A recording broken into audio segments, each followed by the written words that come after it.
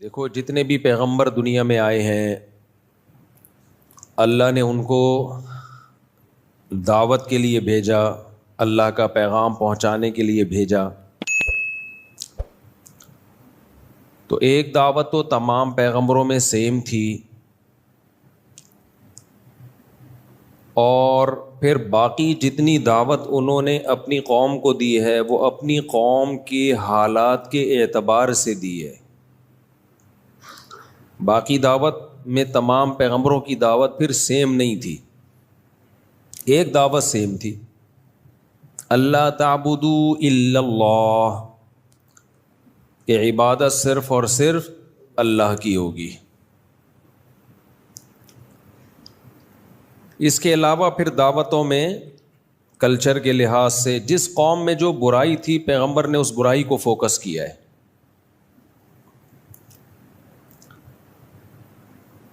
اللہ تعبدوا الا اللہ، کہ عبادت صرف اور صرف اللہ کی ہوگی، یہ دعوت تو تمام پیغمبروں میں مشترک، یہ کامن مسئلہ ہے۔ شرک یہ تمام قوموں میں مشترک رہا ہے، ہمیشہ ہر قوم نے شرک کیا ہے اکثریت کے اعتبار سے۔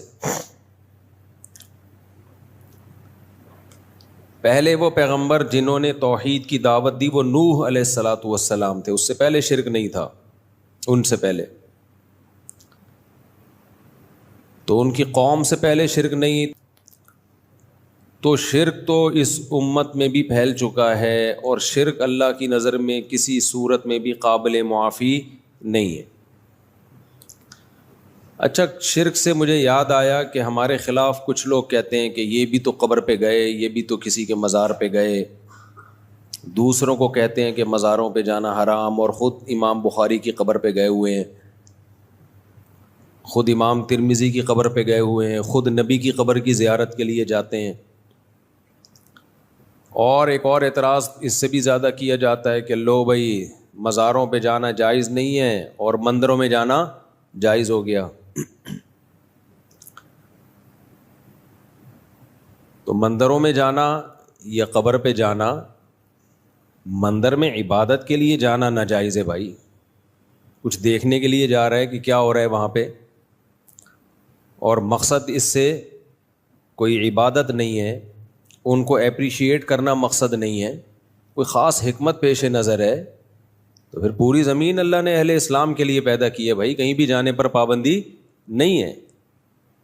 کوئی آدمی سینما گھر جاتا ہے یہ دیکھنے کے لیے کہ میرا بچہ فلم تو نہیں دیکھ رہا وہاں بیٹھ کے، آپ نے اس کو پکڑ لیا، لو بھائی دوسروں کو کہتے ہو سینما گھر جانا حرام ہے اور خود کہاں گئے ہوئے تھے؟ سینما گھر۔ تو وہ کہے گا کہ بھائی میں فلم دیکھنے کے لیے گیا تھا تو حرام ہے، میں تو دیکھنے گیا تھا، میرا بچہ تو نہیں بیٹھا ہوا کہیں اندر فلم دیکھنے کے لیے۔ پھر آپ جواب میں کہیں لو بھائی بیان میں تو آپ نے نہیں کہا تھا کہ فلم دیکھنے کے لیے جانا حرام ہے، بیان میں تو آپ نے یہی کہا تھا کہ سینما گھر جانا حرام ہے۔ تو ارے بھائی بیان عقل مندوں کے سامنے ہو رہا تھا، ان کو پتا تھا کہ جب کہا جاتا ہے کہ سینما گھر جانا حرام ہے تو مطلب یہی ہوتا ہے کہ فلم دیکھنے کے لیے جانا حرام ہے۔ کوئی سموسے بیچنے کے لیے جا رہا ہو تو بھی منع تو کیا جائے گا کہیں اور جا کے بیچ لے، لیکن سموسے تو کہیں بھی بیچ سکتا ہے نا وہ۔ نبی صلی اللہ علیہ وسلم نے فرمایا کہ قرب قیامت میں ایک لشکر حملہ کرے گا بیت اللہ پر، حملے کے لیے آئے گا، کرے گا نہیں، حملے کے لیے آئے گا، حتی اذا کانوا ببیداء یخسف باولہم وآخرہم، جب وہ پڑاؤ ڈالے گا نا بیدا کے مقام پر تو اللہ پورے کے پورے لشکر کو زمین میں دھسا دے گا۔ تو سیدہ عائشہ رضی اللہ تعالی عنہا نے پوچھا کہ یا رسول اللہ اس لشکر میں تو ایسے لوگ بھی ہوں گے نا، وفیہم اسواقہم ومن لیس منہم، کہ وہ سارے تو حملہ کرنے کے لیے نہیں آئے ہوں گے جن کو اللہ نے دھسا دیا، کچھ لوگ مجمع دیکھ کے ٹھیلا لگانے بھی آ جاتے ہیں، جہاں مجمع ہوتا ہے گول گپے، گولے گنڈے، کرارے پاپڑے، جوس، بوتلیں، آوازیں آتی ہیں نا اسٹیشن سے، جب آپ اسٹیشن پہ گاڑی روکتی ہے تو کیا کیا آوازیں آ رہی ہوتی ہیں؟ ابھی میں کیا آوازیں، کبھی اکیلے میں آؤ گے تو پوری ایک نقل اتار کے بتاؤں گا، ہم نے تو بہت سفر کیا ہے نا ٹرینوں میں۔ کرارے پاپڑے بولنے میں بڑا مزہ آتا تھا، کرارے پاپڑے. خیر، تو جب گاڑی اسٹیشن پہ رکتی ہے، بھیسیوں قسم کے لوگ ٹرین میں چڑھتے ہیں، ان کا مقصد گاڑی میں سفر کرنا نہیں ہوتا. خیر، تو نبی صلی اللہ علیہ وسلم نے فرمایا کہ جب وہ لشکر دھسایا جائے گا تو A to Z سب دھس جائیں گے زمین میں.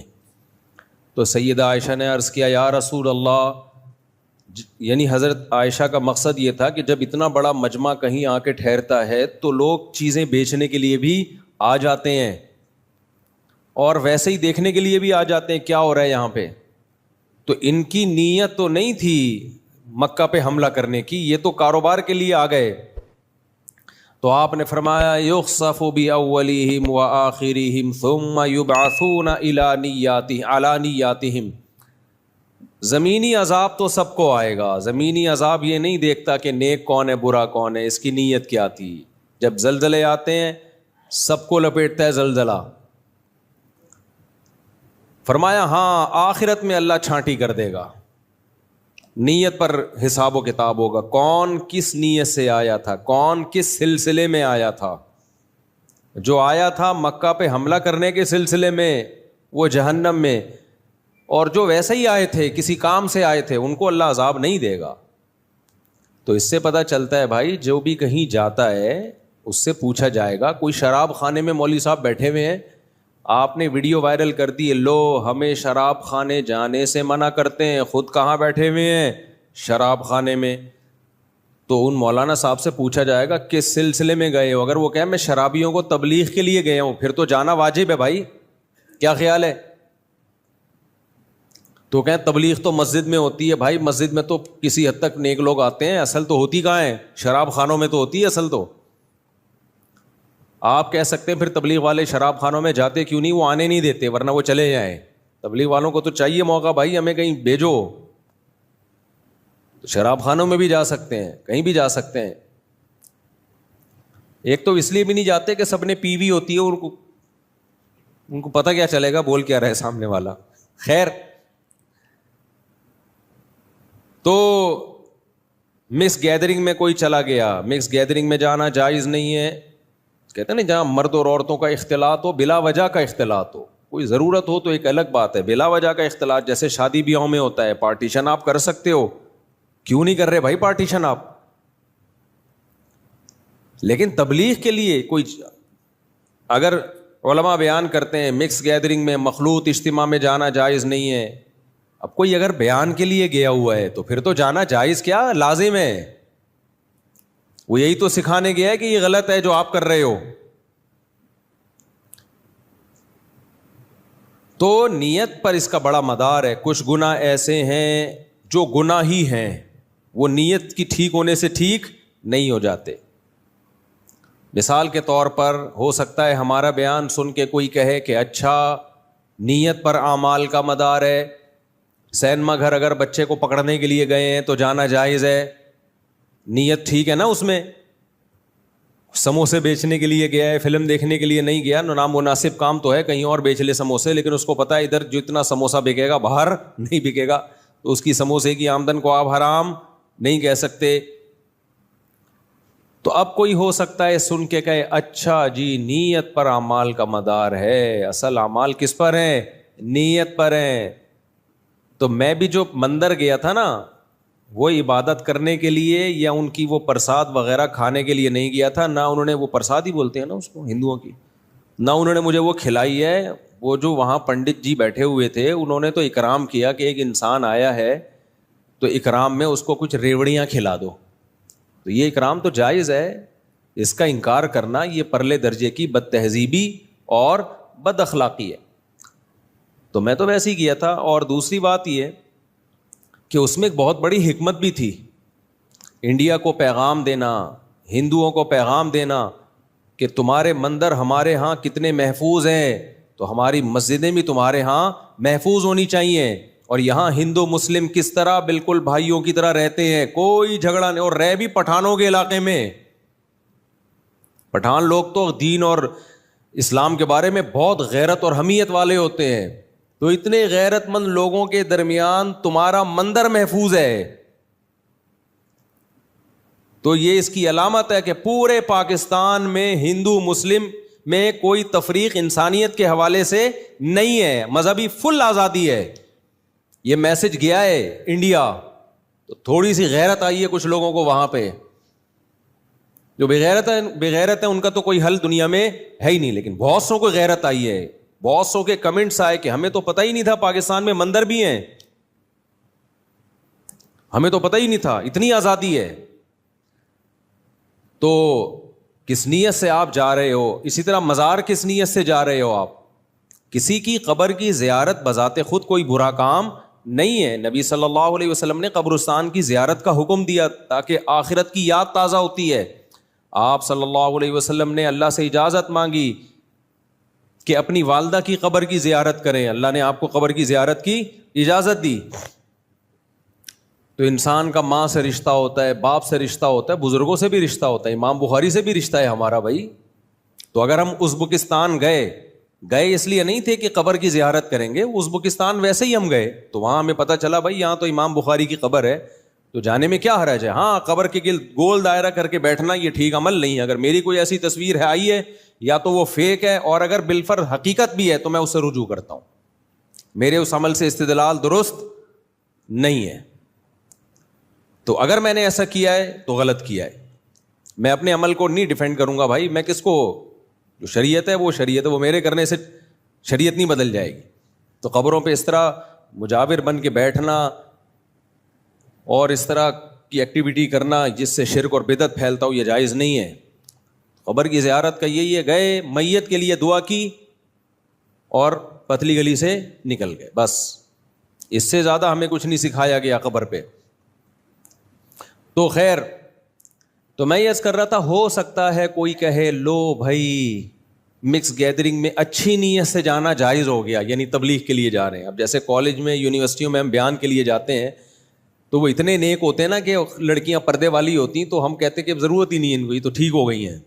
صحیح ہے نا, تو وہیں تو جا کے بیان کرنا پڑتا ہے. آپ کہہ سکتے ہیں مفتی صاحب آپ جب میڈیکل کالج گئے لڑکے لڑکیاں بیٹھے ہوئے تھے, آپ نے کون سا وہاں جا کے پردے پہ بیان کر دیا کہ انہوں نے پردہ کرنا, دوپٹہ لینا شروع کر دیا. دیکھو ہم پہ تبلیغ فرض ہے, خوب اچھی طرح یہ بات سمجھو. ہم پہ تبلیغ کا مطلب لوگوں کو اللہ کے قریب لانا. اس لانے کا طریقہ کیا ہوگا, اس میں ہر آدمی کی رائے دوسرے سے مختلف ہو سکتی ہے.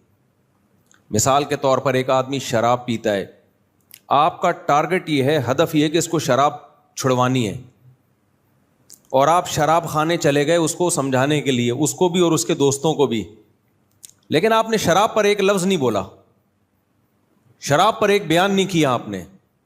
کیوں؟ آپ کو پتہ ہے یہ اتنے دھتی ہو چکے ہیں کہ شراب پہ بات کروں گا یہ بات سنیں گے نہیں. تو وہاں جا کے آپ نے نماز روزے کی بات کی, اللہ کی بات کی, یہ تھوڑا سا کسی طرح قریب آ جائیں. جب قریب آئیں گے تو مسجد میں آئیں گے, بیان سنیں گے, پھر یہ ہائی ڈوز ان کو وہاں دی جائے گی. تو نیت اس کی یہی ہے. دیکھو مولانا طارق جمیل صاحب کی ملاقات ہوئی عامر خان سے, انڈیا کے ایکٹر سے, گھنٹوں ملاقات ہوئی ہے. مولانا کہتے ہیں میں نے فلمیں چھوڑنے کے حوالے سے کوئی بات نہیں کی, حالانکہ گئے اسی لیے تھے کہ بھائی برائی چھوڑنی ہے. تو برائی میں اس سے بڑی برائی کوئی ہو سکتی ہے؟ ناچ گانے اور جو کچھ فلموں میں ہوتا ہے.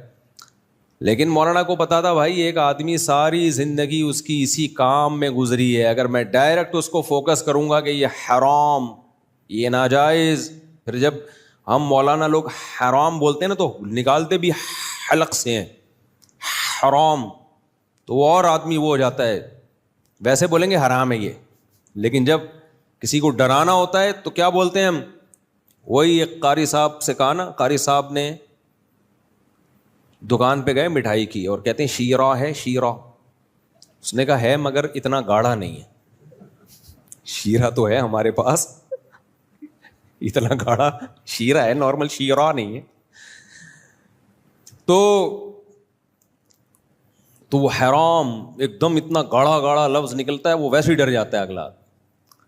تو ڈرانا پولیس کا کام ہے, مولویوں کا کام نہیں ہے, مبلغین کا کام نہیں ہے. یہ کس کا کام ہے؟ پولیس کا کام. ہاں مبلغین کا کام آخرت سے ڈرانا ہے, لیکن حکمت اور مصلحت کے ساتھ. کیا حکمت کہ نبی صلی اللہ علیہ وسلم نے جب دعوت کے لیے کسی کو بھیجا ایک صحابی رسول کو, کیا فرمایا؟ بشروا ولا تعسروا, لوگوں کو خوشخبریاں سنانا, تنگی میں مت ڈالنا. ایک دم جا کے نہیں یہ بتا دینا یہ کرنا حرام, یہ کر کے جہنم, یہ کر کے جہنم, وہ ڈر جائیں گے بھائی. آرام آرام, دین پہ سودے بازی نہیں کرنی ہے, اتنا نرم نہیں بن جانا کہ حرام کو حلال کر دینا ہے. بعض مبلغ یہ بھی کر رہے ہوتے ہیں یہ ناجائز ہے. یہ نہیں ہے کہ حلال اور حرام میں جو اللہ نے ایک لمٹ رکھی ہے وہ لمٹ آپ کراس کر دیں. نا نا نا نا, کسی کو دین پہ لانے کے لیے, دل شکنی سے بچانے کے لیے اپنی دین شکنی جائز نہیں ہے. دین شکنی کا مطلب دین توڑ دینا, یہ جائز نہیں ہے. ہمارے حضرت مفتی رشید احمد صاحب رحمہ اللہ تعالیٰ کے پاس ایک شخص آیا, اس نے دعوت دی, سودی بینک میں جاب کرتے تھے, وہ ٹوٹلی حرام آمدن تھی ان کی. سودی بینک میں جاب کے بھی مختلف شعبے ہیں, کچھ شعبے جائز ہیں کچھ حرام ہیں. جیسے چوکیدار کا شعبہ ہے نا, اگرچہ وہ سودی بینک میں چوکیداری کر رہا ہے مگر وہ جائز ہے, یعنی آمدن جائز ہے. بہتر تو یہ کہ نہ کرے یہ کام. آمدن اس لیے جائز ہے کہ وہ تو صرف پیسوں کی حفاظت کر رہا ہے نا, تو بذات خود ایک جائز کام ہے.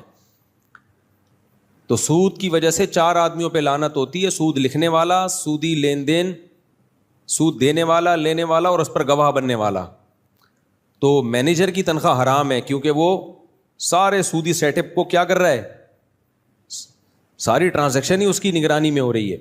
لیکن اگر سودی بینک میں کوئی شخص حرام کام نہیں کر رہا, جیسے الیکٹریشین ہے, اس کا کام ہے پنکھے لگانا, اس کا کام ہے ٹیوب لائٹیں صحیح کرنا, اس کا کام ہے سولر سسٹم کو ٹھیک رکھنا, تو یہ اس کی تنخواہ کو حرام نہیں کہتے. اس لیے میں عرض کر رہا ہوں کہ یہ جو آمدن کے حلال و حرام ہونے کا ٹاپک ہے نا, یہ اتنا ایزی نہیں ہے جتنا لوگوں نے سمجھ لیا ہے. کہ جو اسکالر اٹھتا ہے وہ فتویٰ دے رہا ہے یہ حلال ہے یہ حرام ہے, یہ پراپر ٹاپک ہے, یہ پڑھا جاتا ہے کہ آمدن کب حرام ہوتی ہے اور آمدن کب حلال ہوتی ہے. تو مفتیان کرام کا کام ہے, یہ انہی کو کرنے دیں آپ. تو خیر, تو ہمارے حضرت کے پاس کوئی شخص آیا کہ آپ کی دعوت ہے, حضرت نے فرمایا کہ نہیں میں نہیں قبول. بہت اصرار کیا, حضرت نے فرمایا بھائی آپ کی آمدنی جائز نہیں ہے. تو کسی نے کہا حضرت آپ اس کا دل ٹوٹ گیا, آپ نے دعوت ٹھکرا دی. تو حضرت نے فرمایا کسی کا دل جوڑنے کے لیے میں اپنا دین نہیں توڑ سکتا. یہ اصول یاد رکھو. آج کل بعض مبلغ کچھ ضرورت سے زیادہ نرم پڑ جاتے ہیں, یہ بھی ٹھیک نہیں ہے بھائی.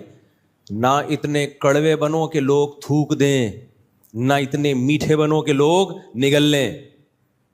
یہ ہمارے والد صاحب کا ملفوظ ہے, اللہ ان کی مغفرت کرے. وہ کہتے تھے اعتدال ضروری ہے, نہ اتنے کڑوے کہ ہر وقت منہ سے نفرت ہی نکلتی ہے, ڈراتے ہی رہتے ہو یہ جہنم وہ جہنم, تو بھی جہنم میں جائے گا وہ بھی جہنم میں جائے گا. لوگ بولیں بھائی یہ کوئی جنت کے لیے کوئی بچا بھی ہے. بعض اسکالرز کو سنو نا آپ تو ایسا ہی لگتا ہے, میں ان بزرگوں کے نام نہیں لوں گا, کچھ اسکالرز کو سنو ایسا لگتا ہے یہ 2-4 جنت میں جائیں گے, باقی سارے کیا ہیں, یہ بھی غلط وہ بھی غلط فلانا بھی غلط یہ بھی غلط, تو سارے ہی جہنم میں جا رہے ہیں. بھائی بچا کون ہے؟ اس سے لوگ دین پہ کے قریب نہیں آتے, دین سے دور ہو جاتے ہیں. اور آپ جا کے لوگوں کو ہدف, آپ کوئی بے پردہ لڑکی اگر آ جائے, عورت آ جائے, ایک دم اس کے منہ پہ کہنا کہ آپ پردہ نہیں کرتی آپ جہنم میں جاؤ گی, یہ تبلیغ کا مؤثر طریقہ نہیں ہے. دیکھو نبی صلی اللہ علیہ وسلم کے پاس ایک صحابی آئے نا, بات سے بات نکل رہی ہے, کیا کروں میں, ٹاپک دماغ میں کچھ اور ہوتا ہے, چل کہیں اور پڑھتے ہیں ہم. نبی صلی اللہ علیہ وسلم کے پاس صحابی رسول آئے, وہ صحابی تھے جن کے قتل کا فیصلہ ہو چکا تھا. یہ میں اس پہ بات کر رہا ہوں کہ نہ بہت سخت ہو نہ بہت نرم, اس کی لمٹ کیا ہے یہ بتانا چاہ رہا ہوں. تو یہ گچی پکڑ کے رکھنی ہے, دائیں بائیں نہ ہو جاؤں تاکہ میں اصل کی طرف آؤں. پھر کہ نبی صلی اللہ علیہ وسلم کے پاس ایک صحابی آئے, آپ نے ان کے قتل کا فیصلہ کیا ہوا تھا کیونکہ وہ نبی کی حجو کیا کرتے تھے, مذاق اڑایا کرتے تھے شاعری میں, بہت زیادہ توہین کی تھی. کعب ابن زہیر رضی اللہ عنہ بعد میں صحابی بنے وہ, اور عرب کی شاعری میں جو تمسخر اور مذاق ہوتا تھا وہ بہت سنگین نوعیت کا ہوتا تھا, معمولی نوعیت کا نہیں ہوتا تھا. بہت زیادہ تمسخر کرتے تھے نبی صلی اللہ علیہ وسلم کا. تو آپ نے حکم دیا کہ ان کو جہاں پاؤ قتل کر دو. جب مکہ فتح ہوا نا تو سب کے قتل کے آرڈر تھے، سب کی معافی کے آرڈر تھے، چند لوگوں کو آپ نے کہا تھا ان کو معاف نہیں کرنا، ان میں کعب ابن زہیر بھی تھے۔ یہ بہت زیادہ شاعری میں آپ کی توہین کرتے تھے، اور توہین سے بڑھ کر ہوتی ہے تمسخر، یعنی استہزاء۔ تو اب جب یہ فرار ہوئے، مکہ فتح ہو گیا، ان کو لگا کہ بھائی اب میرے بھی قتل کے آرڈر ہیں، یہ فرار ہو گئے۔ فرار ہونے کے بعد کسی نے ان کو مشورہ دیا کہ یار چلے جاؤ، معافی مانگ لو، ہو سکتا ہے معاف کر دیا جائے۔ تو یہ آئے حضرت ابو بکر کے پاس سفارشی بن کے۔ ہمارے حضرت فرمایا کرتے تھے شکر ہے حضرت عمر کے پاس نہیں آئے۔ ٹھیک ہے، یہ کس کے پاس گئے؟ حضرت ابو بکر کے۔ ظاہر ہے وہ نرم دل تھے، نبی کے زیادہ قریب بھی سب سے کون تھے؟ ابو بکر، کہ بھائی میری سفارش کر دیں یا مجھے نبی کے پاس لے جائیں کسی طرح سے، میں اسلام قبول کرنا چاہتا ہوں۔ حضرت ابو بکر ان کو لے آئے، انہوں نے اسلام قبول کر لیا اور نبی کی خدمت میں لے جا کے بٹھا دیا۔ یہ دو زانوں بیٹھ گئے نبی صلی اللہ علیہ وسلم کی خدمت اقدس میں، اور شاعری شروع کی۔ شاعری میں ان کا ارادہ تھا جیسے میں نے زندگی بھر نبی کی حجو کی ہے نا، حجو، معاذ اللہ مذاق اڑایا ہے، آج میں نبی کی شان میں نعت کہوں گا، نبی کی شان میں آپ کی تعریف میں کلمات کہوں گا۔ کیا منظر ہوگا، نبی صلی اللہ علیہ وسلم تشریف فرمائے اور سامنے وہ شخص جس کی گردن اڑانے کے آرڈر ہیں۔ اب انہوں نے جو نبی کی شان میں تعریف شروع کی ہے، اس سے پہلے کیا کیا ہے؟ اپنی معشوقہ کے قصے شروع کر دیے انہوں نے۔ عرب کی عادت تھی جب بھی کوئی شاعری کرتے نا تو شاعری سے پہلے جو اصل شاعری ہوتی وہ بعد میں شروع ہوتی، اس سے پہلے اپنی محبوبہ کی شان میں اور اس کی حسن و جمال کو شاعری میں بیان کرتے تھے۔ یہ عربوں کی عادت تھی۔ اسلام نے اس کلچر کو ختم کیا اور اسلام نے کہا جب بھی کوئی بات شروع ہوگی، کوئی بھی بات ہوگی تو سب سے پہلے اللہ کی حمد و ثنا اور پیغمبر پر درود ہوگا۔ تو یہ کلچر اسلام نے کیا کیا؟ عربوں کا چینج کیا ہے۔ تبھی ہم جب بھی بات شروع کرتے ہیں ہم کیا کہتے ہیں؟ نحمدہ ونصلی علی رسولہ الکریم، ہم کہتے ہیں نا نحمدہ، اللہ کی ہم حمد و ثنا کرتے ہیں اور نبی صلی اللہ علیہ وسلم پر درود بھیجتے ہیں، اس کے بعد اپنا مدعا ہم بیان کرتے ہیں۔ تو اسلام نے اس کلچر کو چینج کیا، لیکن یہ تو ابھی نئے نئے مسلمان ہوئے ہیں، ان کو اس کلچر کا علم نہیں ہے۔ انہوں نے عرب کے سابق کلچر ہی کو کوئی فالو کیا کہ پہلے اپنی محبوبہ کی تعریفیں، اس کے بعد پھر میں اصل مدعا پہ آؤں گا۔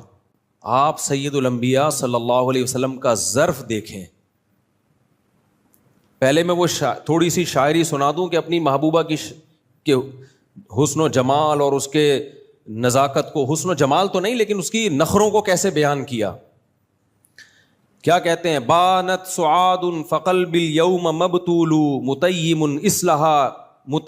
اثرہا لم یفد مقبول، کہ سعادہ میری محبوبہ مارکیٹ سے شارٹ ہو گئی۔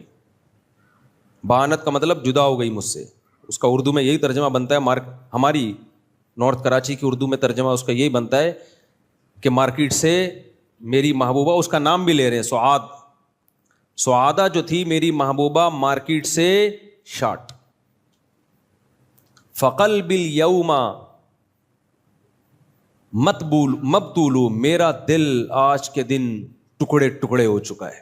جب مجھے پتا چلا نا، بیل بجائی، اب یہ ہماری اپنی بھی تو تشریح ہوتی ہے نا یار،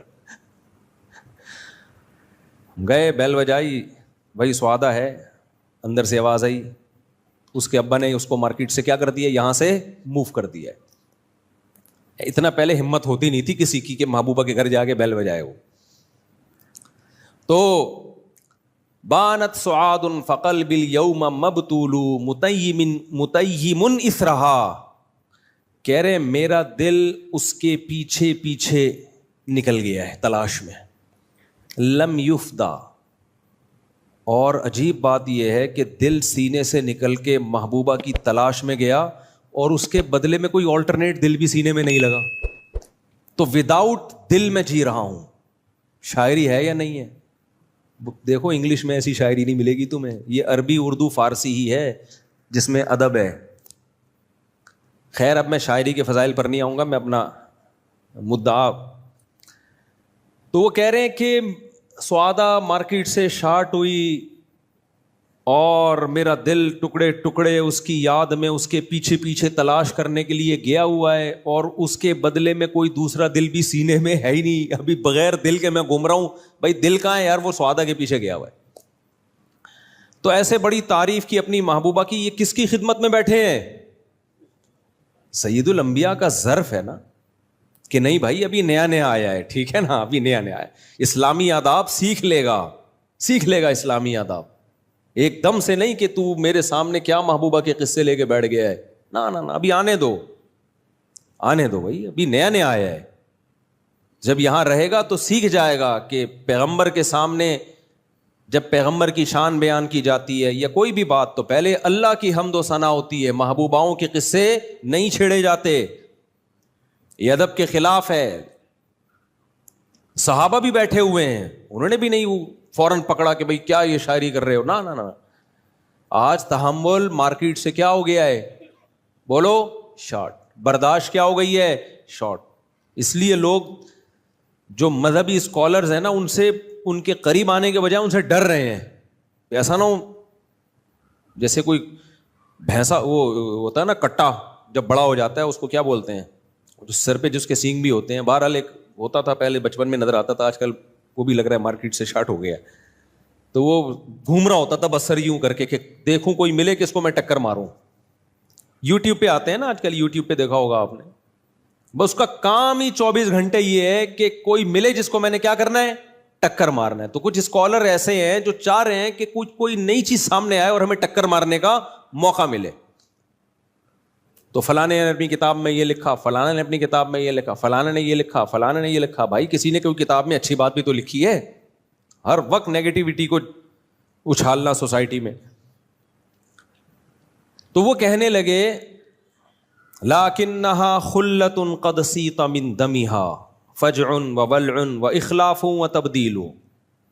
کہنے لگے میری محبوبہ کی یہ حسن و جمال اور سب کچھ اچھے کی رپورٹ چل رہی ہے اب تک، لیکن ایک فالٹ اس کے اندر ایسا ہے جو مینوفیکچرنگ فالٹ ہے. وہ کیا ہے؟ یہ ایک ایسی دوستی ہے جس کے خون میں جھوٹ گرگٹ کی طرح رنگ بدلنا اور تبدیل ہوتے رہنا، بات سے مکر جانا، یہ اس کے بلڈ میں شامل ہے. اور بے وفائی، فجع وبلع واخلاف وتبدیل. عربوں کی عادت ہوتی تھی اپنے محبوبہ کے جھوٹ، بے وفائی، دھوکے بازی کو اس کی تعریف کے طور پہ بیان کرتے تھے. نہیں آئی سمجھ میں بات؟ اچھا بھائی، تو لَكِنَّهَا خُلَّةٌ قَدْ سِيطَ مِن دَمِهَا فَجْعٌ وَوَلْعٌ وَإِخْلَافٌ وَتَبْدِيلٌ. عربوں کی عادت تھی جب محبوبہ کی بے وفائی جب بیان کرتے نا، یہ برائیاں کہ جھوٹ بولتی ہے، بے وفا ہے اور بات سے تبدیل ہو جاتی ہے، وعدہ کر کے مکر جاتی ہے، تو ان کا مقصد یہ الفاظ برائی کے ہوتے تھے، مگر مقصد اس سے تعریف ہوتی تھی.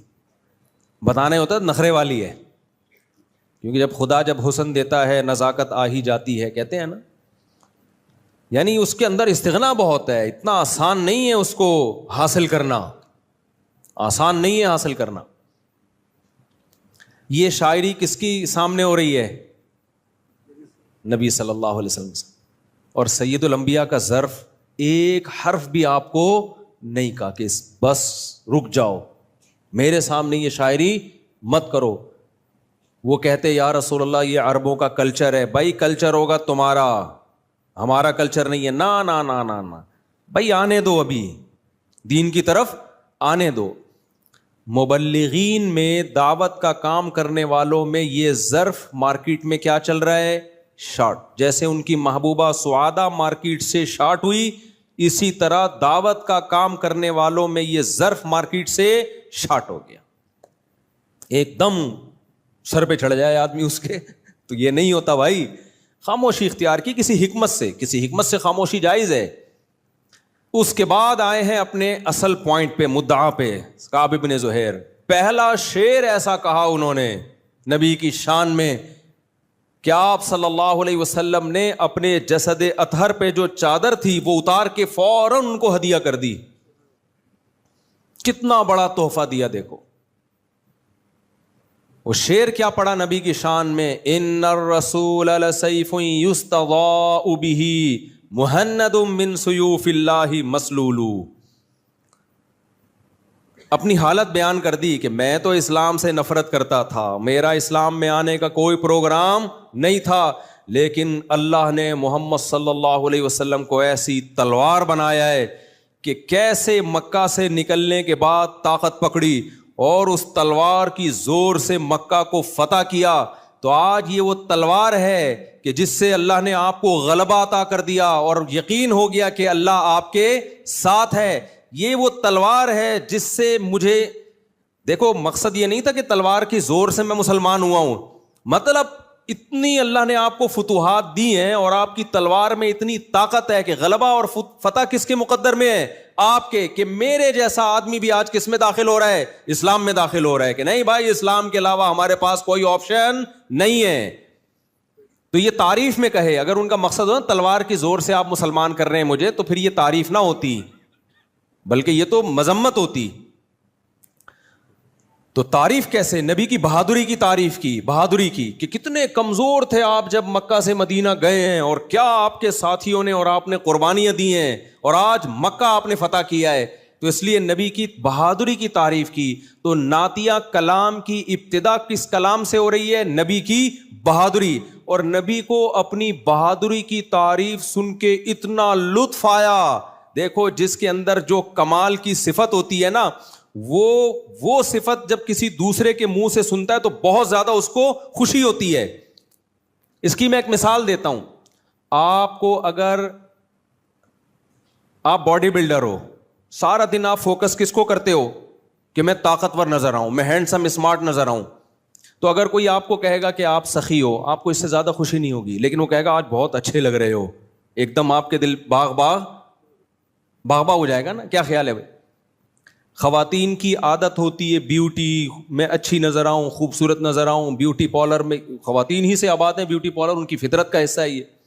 آپ کسی عورت کو کہہ دیں تم جو ہے نا بہت ذہین ہو, تم بہت ایجوکیٹڈ ہو, لیکن اس سے وہ خوش نہیں ہوگی. آپ بول دیں تم بہت خوبصورت ہو, کسی مرد کو بول دیں تم بہت خوبصورت, شاید اس سے بہت زیادہ خوش نہ ہو.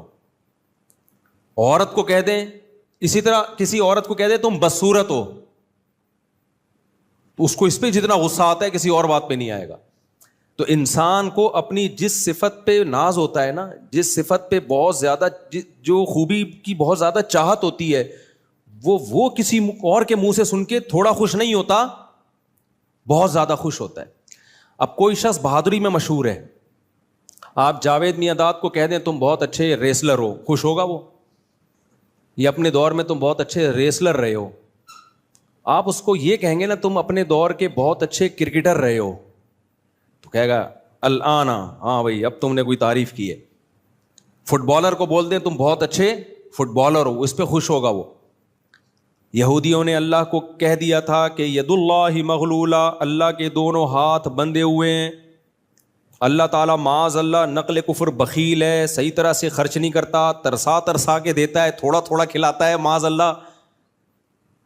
اب چونکہ اللہ کو اپنی سخاوت بہت پسند ہے اور اللہ ہے بھی جواد اور کریم, اس لیے اللہ نے اس جملے کو اگنور نہیں کیا, اس کا جواب نازل کیا. غلت ایدیہم, فرمایا ان کے ہاتھ بندھے ہوئے ہیں. بل یداہ مبسوطتان, میرے ایک نہیں دونوں ہاتھ کھلے ہوئے ہیں. ينفق کیف یشاء, جیسے چاہتا ہوں اپنے بندوں پہ لٹا رہا ہوں. تو اللہ نے فوراً رسپانس کیوں دیا؟ اللہ کو اپنی طرف بخل کا تانا پسند نہیں ہے. اس کی تو تعریف ہی اسی بیس پہ کی جاتی ہے, رحمان ہے اور رحیم ہے, کھلاتا ہے بندوں کو. سمجھ میں نہیں آ رہی بات؟ میرا خیال ہے آپ کہہ سکتے پھر یہ غربت کیوں ہے؟ یہ گورنمنٹ کی وجہ سے, یہ غربت اللہ کی وجہ سے نہیں. بارشیں برس رہی ہیں, زمین سے پیداوار اگ رہی ہے, تو اللہ کی طرف سے تو برس رہا ہے نا. اب کوئی سارا ہی لے کے بیٹھ جائے کنارے پہ رکھ لے سانپ بن کے, غریب کے منہ میں نوالا ہی نہ جانے دے, وہ تو پھر اس کا ہیڈیک ہے نا, وہ سوسائٹی کا ہیڈیک ہے. تو اللہ کو یہ بخل کا تانا پسند نہیں آیا, کیونکہ وہ تو جگہ جگہ کہتا ہے میں رحمان ہوں رحیم ہوں. تو جو رحمان رحیم ہوتا ہے وہ تو کریم ہوتا ہے, وہ تو جواد ہوتا ہے, وہ تو خرچ کرنے والا ہوتا ہے. جس کو محبت ہوتی ہے نا تو خرچ کرتا ہے وہ. تو نبی صلی اللہ علیہ وسلم کے حسن و جمال کی اگر کعب ابن زہیر تعریف کرتے یہ بھی اچھی بات ہے, لیکن شاید نبی کو اتنی خوشی نہ ہوتی کہ چادر اتار کے دے دیتے. نبی صلی اللہ علیہ وسلم کی صحت کی وہ تعریف کرتے کہ یا رسول اللہ آپ بہت صحت مند ہیں. نبی اتنے صحت مند تھے, بخاری میں, کہ 40 مردوں کے برابر طاقت تھی سید الانبیاء صلی اللہ علیہ وسلم میں. علامہ ابن حجر نے لکھا ہے کہ 9 بیویاں ایک ٹائم پہ, اور خوراک کیا ہے, ایک دن ایک وقت کا کھانا, وہ بھی کھجور, اونٹ کا گوشت, بکری کا دودھ, اسی پہ گزارا. ایک ٹائم کا کھانا, اور پھر روزوں پہ روزے بھی, اور 9 ازواج. تو یہ غیر معمولی جسمانی طاقت کے بغیر ممکن نہیں ہے. میں اکثر بتاتا ہوں نا, میرے پاس ایک نوجوان آیا, انتہائی باریک, بہت باریک سا, کہتا ہے میں 4 شادیاں کروں گا. میں نے کہا آپ کے پاس بیلنس نہیں ہے بالکل بھی, پہلے بیلنس ڈلوائیں. میں نے کہا ایسا نہ ہو کہ جو رہا صاحب بیلنس ہے وہ بھی مذاق کر رہا تھا, اس سے بھی تکلف ہے. تو کہتا ہے بیلنس کیسے آئے گا؟ میں نے کہا جم جاؤ, تھوڑا گوشت تو چڑھاؤ جس باڈی پہ, کوئی کھاؤ پیو, کوئی جان تو بناؤ. تو کہتا ہے مجھ سے ویٹ نہیں اٹھتا. اب یہ لڑکے بہت سارے کہتے ہیں ہم سے نہیں اٹھتا, چیخیں نکل جاتی ہیں. تو میں نے کہا یار جتنا ویٹ اٹھ رہا ہے وہ اٹھا لو. کہہ رہے نہیں 1 کلو کا بٹا بھی نہیں اٹھتا. میں نے کہا ایسا کرو, ایک تنکا لو اور شیروانی کے بٹن لگاؤ دونوں طرف, وہ اٹھاؤ. پھر جب ایک بٹن اٹھانے کی طاقت ہو 2 بٹن کر دو. بٹن کا خرچہ میں دے دوں گا, ایسا نہ ہو کہ وہ کہے کہ بٹن کا کال. میں نے کہا وہ بٹن کا خرچہ, بٹن کے پیسے میں دے دوں گا. یہ میں اس لیے نہیں بتا رہا مذاق کے لیے, میں اس لیے بتا رہا ہوں جو کرنا ہی نہیں چاہتا نا وہ کچھ نہیں کر پاتا.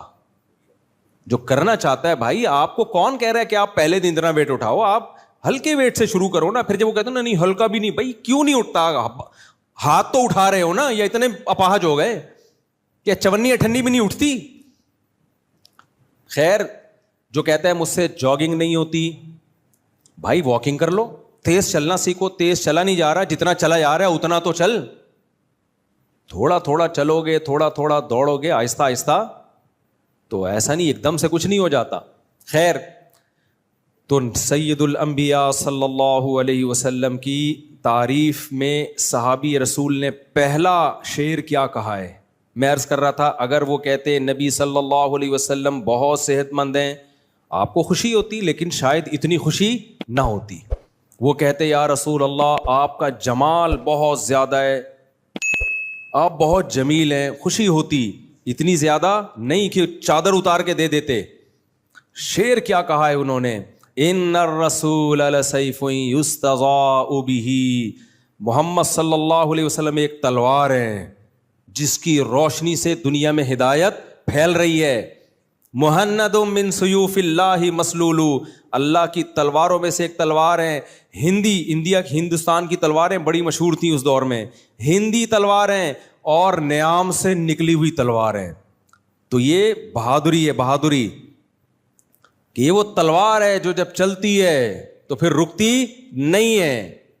کیسے اتنے بڑے مکہ کو آپ نے زیر کر لیا, جنہوں نے آپ کو نکالا تھا قسم پرسی کی حالت میں, اور آپ بدر میں لڑے, احد میں لڑے, احزاب میں لڑے, بنو قریظہ سے لڑے, کتنی لڑائیاں کی آپ نے. آج ان لڑائیوں کا اثر ہے, پلڑا کس کا بھاری رہا ہے؟ آپ صلی اللہ علیہ وسلم. جب غزوہ احد میں وقتی طور پہ شکست ہوئی ہے اور بعض مخلص صحابہ کے بھی قدم اکھڑے, لیکن نبی صلی اللہ علیہ وسلم میدان میں آگے کھڑے رہے, اور حضرت طلحہ آپ کے سامنے, پتھر گر رہے ہیں نا, پتھراؤ, اور اس میں آپ کے دانت بھی شہید ہو گئے, اور جو جنگی ٹوپی آپ نے پہنی ہوئی تھی اس کی لڑیاں آپ کے چہرے مبارک میں گھس گئیں, لیکن آپ نے میدان نہیں چھوڑا. حضرت طلحہ کہتے ہیں کہ میں نے عرض کیا یا رسول اللہ نہری, کوئی تیر آئے گا تو میری گردن پہ لگے گا, آپ کی نہیں. تو یہ بہادری کا کام ہوتا ہے. صحابہ کہتے ہیں جب گھمسان کی جنگ ہوتی تھی تو بعض دفعہ ہم نبی صلی اللہ علیہ وسلم کے پیچھے بطور ڈھال کے چھپتے تھے. آج لیڈر سب سے پہلے بھاگتا ہے, صحیح, لیڈر سب سے پہلے مارکیٹ سے سب سے کم قربانی کس کی ہوتی ہے؟ لیڈر کی. مدرسے کے محتمم حضرات میں اچھے بھی ہوتے ہیں, 2 نمبر بھی ہوتے ہیں, ہر طرح کے ہوتے ہیں. جو اچھے محتمم ہوتے ہیں وہ سب سے زیادہ چندہ اپنی جیب سے دیتے ہیں مدرسے کو, پھر دوسروں کو ترغیب دیتے ہیں. جو 2 نمبر ہوتے ہیں اپنا 5 روپے بھی کبھی ان کا مدرسے پہ نہیں لگا ہوتا, دوسروں کو ترغیب دے رہے ہوتے ہیں جنت کے فضائل کی, کہ جو مدرسے کے ڈبے میں پیسے ڈالے گا سیدھا ڈائریکٹ کہاں جائے گا؟ جنت میں. تو بھائی تجھے شوق نہیں ہے جنت میں جانے کا؟ تو بھی تو کبھی ڈال دے. ہم جن بزرگوں سے بیعت ہے نا, میں ایسے ہی بیعت نہیں ہوں. ایسے نہیں کہ ہم نے کوئی خواب دیکھے ہوں, ہم خوابوں پہ اتنا بلیو نہیں رکھتے. ہم جن بزرگوں سے بیعت ہیں, جن سے ہمارا اصلاحی تعلق ہے, ہم نے ان کی قربانیاں جانی بھی اور مالی بھی اپنی آنکھوں سے دیکھی ہیں. میرے جو مشائخ ہیں, میرے جو شیخ ہیں, جتنا دوسروں کو صدقے کی ترغیب دیتے ہیں, ہم نے دیکھا کہ یہ اس سے 10 گنا خود صدقہ کرتے ہیں. تبلیغ والے کیوں کامیاب ہوئے؟ انہوں نے اپنے اکابر مشائخ کو دیکھا, یار یہ ہمیں نکلنے کی ترغیب دیتے ہیں پیدل جماعتوں میں, ہمیں اگر 40 دن کی ترغیب دے رہے ہیں تو خود سال کی پیدل جماعتوں میں. حاجی عبد الوہاب صاحب رحمۃ اللہ علیہ اندرون سندھ کئی بار پیدل جماعتوں میں گئے ہیں, کچے علاقوں میں, گاؤں دیہاتوں میں, جہاں لوٹے ٹوٹے ہوئے, بیت الخلاء کا صاف ستھرا نظام نہ ہو جہاں پہ, ان ریگستانوں میں, کچے علاقوں میں, تھر میں, پہاڑوں پہ خود زندگیاں وقف کی ہیں. پھر انسان کسی کو تبلیغ کرتا ہے نا کہ اب نکلو, تو وہ کہتا ہے بھائی یہ بھی نکلے ہم بھی نکلیں گے. اور ایک ہوتا ہے آپ ایئر کنڈیشن روم میں گدے پہ بیٹھے ہوئے ہیں, جنت کے فضائل بھی سنا رہے ہیں, جنت کے ٹکٹ بھی ڈیوائڈ کر رہے ہیں. لوگ کہتے ہیں حضرت آپ کو جنت میں جانے کا شوق نہیں ہے. Shut up. صحیح ہے نا, بزرگوں سے اس لہجے میں بات نہیں کرتے. تو خیر کہاں سے کہاں بھائی, دائیں میں بہت گھوم رہا ہوں آج میں بھائی. وہ ہاں نبی صلی اللہ علیہ وسلم کی تعریف میں جب انہوں نے کلمات کہے نا کہ ان الرسول لسیف یستضاء بہ, کہ آپ تو بہادر ہیں, آپ کی مثال ایک تلوار کی ہے جو نیام سے نکلی ہوئی ہے, ایسے کوئی زیر